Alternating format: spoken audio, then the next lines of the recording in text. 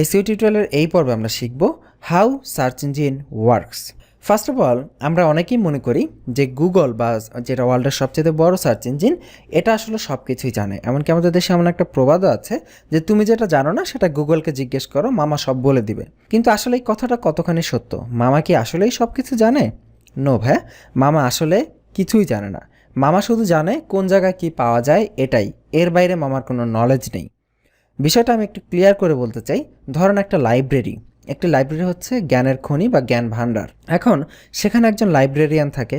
আপনি একজন লাইব্রেরিতে যাবেন, তাকে জিজ্ঞেস করবেন আইনস্টাইনের অমুক বইটা কোথায় পাওয়া যাবে। সে হয়তো 1 মিনিটেরও কম সময় আপনাকে বলে দেবে অমুক তাকে গেলে তুমি আইনস্টাইনের ওই বইটা পাবা। সেখান থেকে আপনি গিয়ে বইটা নিয়ে পড়তে পারেন। এখন ওই লাইব্রেরিয়ান কিন্তু জানে না ওই বইয়ের ভেতরে কী আছে, বা ওই বইয়ের যে নলেজ, সেই নলেজ কিন্তু লাইব্রেরিয়ানের নেই। সে শুধু জানে কোন বই কোন জায়গায় রাখা আছে। ঠিক গুগলও একই ভূমিকা পালন করে। গুগল নিজে কিছুই জানে না, তার নিজের কোনো নলেজ নেই। সে শুধু এতটুকুই জানে কোন নলেজ কোথায় গেলে পাওয়া যাবে, এবং সেইটাই সে আপনার সামনে প্রদর্শন করে। আপনি যখন গুগলে কোনো কিছু লিখে সার্চ করেন, সে তার ওই নলেজের ভাণ্ডার, যেহেতু সে জানে যে কোন ওয়েবসাইটে কী আছে, সো সে সেখান থেকে আপনাকে ওই নলেজের ভাণ্ডারের লিঙ্কগুলো আপনার সামনে এনে দেয় যে তুমি অমুক ওয়েবসাইটের অমুক পেজে গেলে এই তথ্যটা জানতে পারবা, এবং আপনি ওই লিঙ্কে ক্লিক করে সেই ওয়েবসাইট থেকে মূলত আপনি তথ্যগুলো সংগ্রহ করেন। মূলত গুগলের কাছ থেকে আপনি কোনো তথ্য সংগ্রহ করতেছেন না, শুধুমাত্র ওয়েবসাইটের লিঙ্কটা ছাড়া। এবং এইটাই হচ্ছে মূলত সার্চ ইঞ্জিনের ভূমিকা। এখন প্রশ্ন আসে, এই যে আমি বলতেছি গুগল জানে কিভাবে যে বিভিন্ন ওয়েবসাইটের কোথায় কি পাওয়া যায়, এইটা আসলে গুগলের কাছে তথ্য কিভাবে থাকে? গুগলের কাছে এই ডাটাটা জমা থাকে হচ্ছে গুগলের বেশ কিছু অটোমেটিক সফটওয়্যার রয়েছে, যেগুলোকে গুগলের স্পাইডার বা বট বা ক্রলার বলা হয়ে থাকে।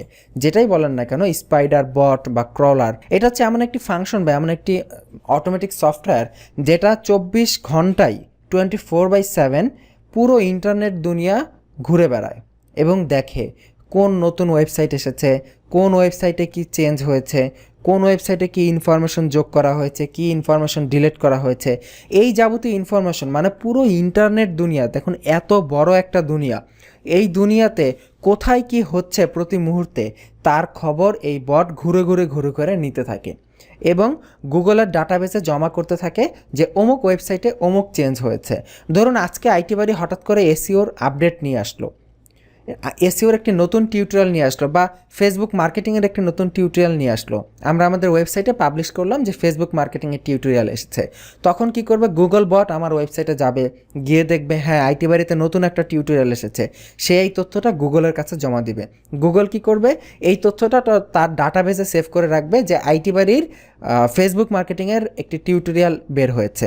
যখনই কেউ ফেসবুক মার্কেটিং টিউটোরিয়াল লিখে সার্চ করবে, তখন সে তার এই ডাটাবেসে যেহেতু তথ্যটা জমা আছে যে আইটি বাড়ির একটি বাংলা টিউটোরিয়াল আছে ফেসবুক মার্কেটিংয়ের উপর, সে যদি দেখে আমাদের ফেসবুক টিউটোরিয়ালটি কোয়ালিটি সম্পন্ন, তাহলে সে আমাদের ওই ফেসবুক টিউটোরিয়ালের কথাটা যে পেজে লেখা ছিল সেই পেজকে সবার সামনে এনে উপস্থাপন করবে।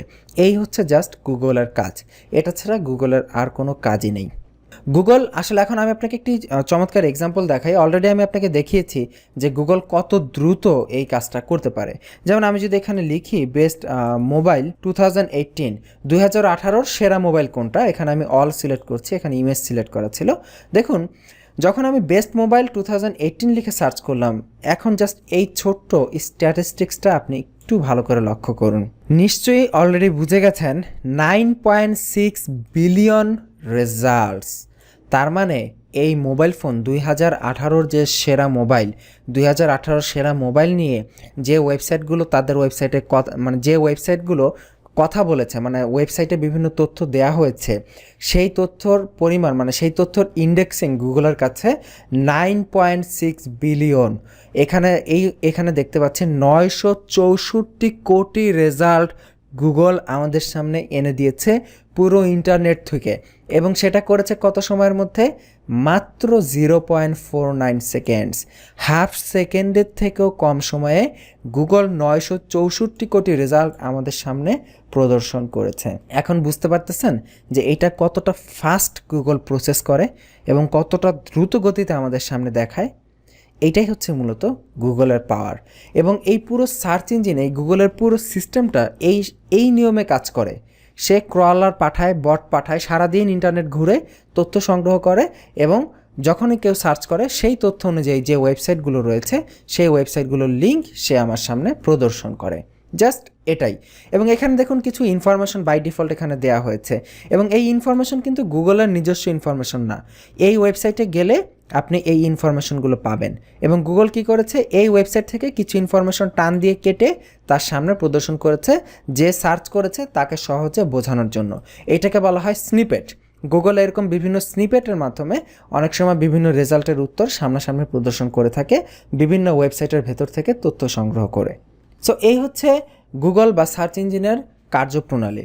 এখন আমার মনে একটি প্রশ্ন আসতেছে, আপনার মনেও আসা উচিত, সেটা হচ্ছে এই যে আমি বললাম গুগলের বট 24 ঘন্টায় ঘুরতে থাকে, সব ওয়েবসাইটের তথ্য নিতে থাকে, তাহলে এমন কি হতে হয় না যে আপনি কি একবার ভাবেন না যে ফেসবুকের মধ্যে আপনি অনেককে অনেক পার্সোনাল মেসেজ দেন, পার্সোনাল ছবি দেন, গুগল তো তাহলে সেগুলোও দেখে ফেলতেছে, তাই না? তাহলে গুগলের কাছে সেই ডাটাগুলোও চলে আসতেছে। এরকম হলে কীরকম হলো? তাহলে তো মানুষের কোনো প্রাইভেসি থাকলো না। আসলে এই বিষয়টা কন্ট্রোল করা যায়। আমি ওয়েবসাইট করব, আমার ওয়েবসাইটে আমার পার্সোনাল তথ্য থাকতেই পারে, আমার সোশ্যাল মিডিয়াতে আমার পার্সোনাল তথ্য থাকতেই পারে, কিন্তু আমার ইন্টারনেটে আমার পার্সোনাল তথ্য থাকবে দেখে গুগল যে সেটা দেখে ফেলবে, তার বট পাঠিয়ে যে সেটা জেনে ফেলবে, এমন তো না, তাই না? এমন তো করা যায় না। এর জন্য গুগলের বটকে কন্ট্রোল করার জন্য এসইওর কিছু সিস্টেম আছে, সেটাকে বলা হয় robot.txt ফাইল। এই robots.txt ফাইলের মাধ্যমে আমরা আমাদের ওয়েবসাইটে কন্ট্রোল করতে পারবো যে আমার ওয়েবসাইটের কোন পেজে গুগল বট আসবে, কোন পেজে গুগল বট আসবে না।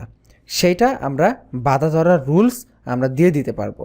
আমরা যদি কোনো পেজকে আটকে রাখি যে এই পেজে কোনো গুগল বট প্রবেশ করবে না, তাহলে গুগলের বট বা অন্যান্য সার্চ ইঞ্জিনের বটগুলো আমরা কখনোই এই সাইটে প্রবেশ করতে পারবে না এবং আমার ইনফরমেশনগুলো সে ইন্ডেক্স করতে পারবে না।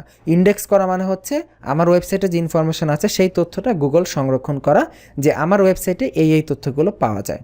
দ্যাট মিন্স গুগল চাইলেই সব ওয়েবসাইট ইন্ডেক্স করতে পারে না যদি তার ইন্ডেক্সের প্রপার পারমিশন না থাকে। আশা করি আপনারা গুগল বা এই সার্চ ইঞ্জিন কীভাবে কাজ করে সেই সম্পর্কে খুব ক্লিয়ার একটি ধারণা পেয়েছেন। আজকের পর্ব এই পর্যন্তই। আগামী পর্বের আমন্ত্রণ রইল। ভালো থাকবেন। আল্লাহ হাফিজ।